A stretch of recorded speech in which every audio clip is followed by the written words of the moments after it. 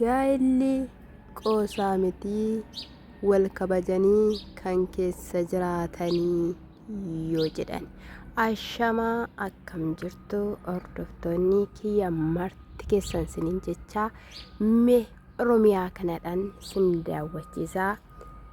Egaa naaf hin mijanne jechuudha waa'ee Ruutaa Buziyyeen waamtee obboleessaa keenyaadha qixisuu kooti jetteetoo jirti jechuudha waliin haasawaa turanii dhugaa dubbachuudhaaf garuu anaanii ifaanatti fakkaate jechuudha obboleessa isaanis ta'uu danda'a hin beeknu.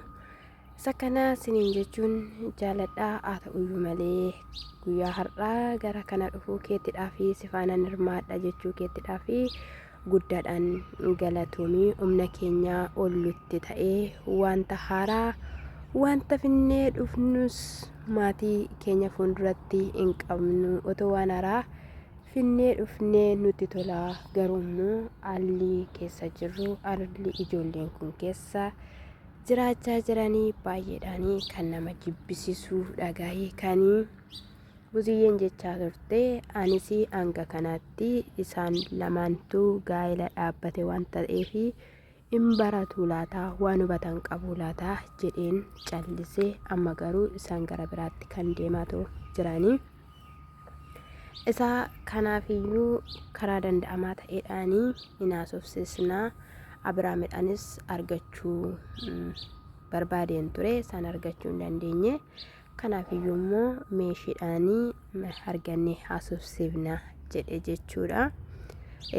Inni waraqata rakkoo tokkollee hin qabu. Namoonni baay'een waraqata erga addaanii tarsaasanii booddee walitti deebi'anii jireenya isaanii yeroo isaanii jiraatanii hin argina. Isa kanaafiyyuu lapheen wal bira jiraannaanii dhimmi waraqataa homaa tokkoyyuu mitidha jechuudha kan isaan jedhanii. Eeyyee namni waggaa ani nama waggaa 25tti gaahila koottan deebi'e jedhee dubbate argeetoo jira jechuudha. Kanaafiyyuu kuni wanta salphaadha jechuudha. Onneen isaanii yookiin immoo lapheen isaanii wal bira jira taanaan jechuudha. Egaa kana gidduutti Ruutaan qenneqaa jecha jechuudha ambassaa kun dhufte jechuudha. Na dhugaatti bareedaa asheetaa simboo argachaadha kan isheen jirtu jechuudha. Yeroo tokko tokko seexanayyuu kanatu gubanatti fakkaate siniin jedha. Sana booda gaafa isheen dhuftu woodeef yeroo dheeraadhaan booddee wal arganne naan akkamati mucaan keessa akkamii jedheen jechuudha. Amma immoo gurmusee yookiin immoo guddatee jira jetteeni eeyyame aniyyuu ennaan viidiyoo irratti arguu na caale jedheenanii dubbachaa turedha kan inni jechaa ture jechuudha. Kun immoo gatii keedha gatii dadhabbii keetidha jetteen Buziyyeen illee jechuudha. Sana booda gaa'illi akkamiin omaan jedhu jettee jechuudha. Egaa Ruutaa nuti baay'ee si jaalannaa baay'eetoo si kabajna. Haa ta'u malee immoo haalli isin amma keessa jirtan kun haala bareedaa miti jedheenii jechuudha. Yeroo kanatti isheenis maaliif akkas ta'uu danda'a jennaan wanti akkas ta'ee fi wanta viidiyoodhaan alaa tokkollee waan haaraa tokko waan qabnu hin qabnu isuma sin argaatu jirtanidha jette jechuudha. Sana booda gaa'ii ani waan baay'ee isaayyuu Buziyyee si'inis immoo lakkisiin jedheetu hin beeku. Inni garuu amma jireenya haarawaa eegaleetu jira. Jireenya haaraa eegaleera. Isa kanaafiyyuu ani kanaa booddee wanta sana simadhee wajjiniin jiraachuun baay'eedhaan natti ulfaata. Gara jireenya kootitti deebisuudhaan kan Ruutaan jetteen immoo akkas ta'amuu qabu. Gaa'illi kabajadha.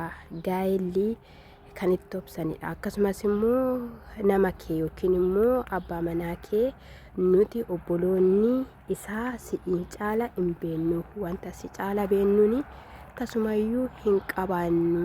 Isa kanaafiyyuu waliif dhiisaa. Abiriish maaliif akkas goote maaliif kanaan balleessite jettee ati immoo gorsa laattee fi dhaqanii ati jireenya kee jiraachuun si barbaachisu kan inni jedheen jechuudha. Achi booda inni jireenya eegaleera jettee jechuudha. Yeroo kanatti buziyyeen dhugaan siin jedhanii jireenya waan eegalee hin qabu. Bishishqii yookiin immoo qaldiidha kan siin qabattanii ennaanii qaldiin osoo ta'ee jireenya eegaleera osoo ta'ee sana dura ta'a ture. Garuu immoo kuni qaldiidha kan ishiin jette jechuudha.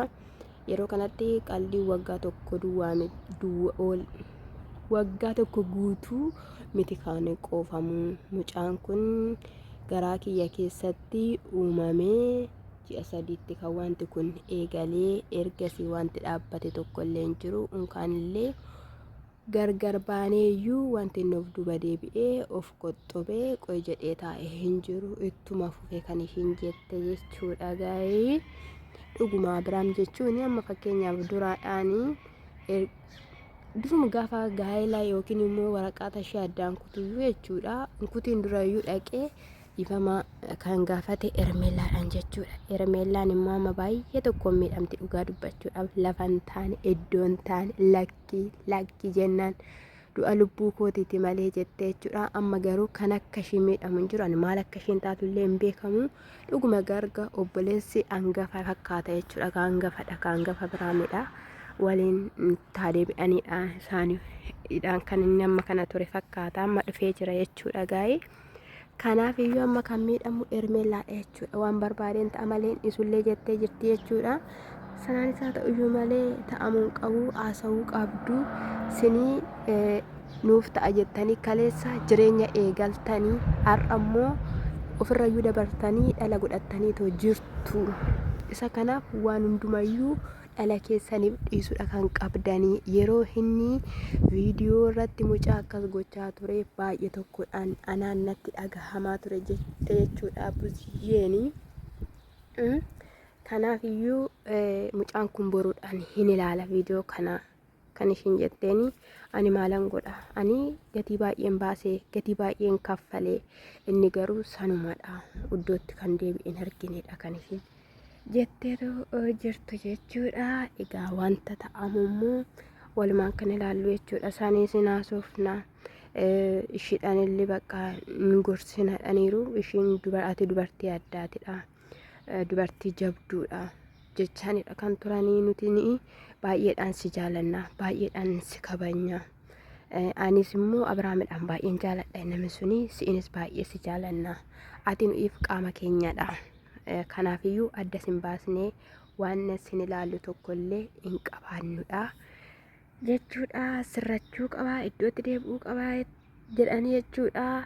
Egaa Ruutaan immoo inni yaada kanan sirreessu taanaan inni of duuba hin deebi'u taanaan bishishqiidhuma akkanaa jireenya akkanaa keessatti of arguu yookiin immoo haala kanaan jiraachuu barbaada taanaanii ani isa akkanaa hin barbaadu, hin simadhu abadan. Inni simata taanaan ofiisaatii simatu akka simateettidha kan ishiin jettee jirtu jechuudha. Isa kanaaf immoo isaanis baay'ee gorsanii gaahillii bakka wal dhaggeeffannaadha.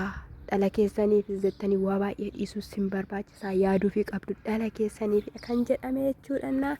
Isa kana siniin jechuun jaalladha. Amma na biraatti afuu sin biraan ga'uuna wayya siniin jecha jechuudha.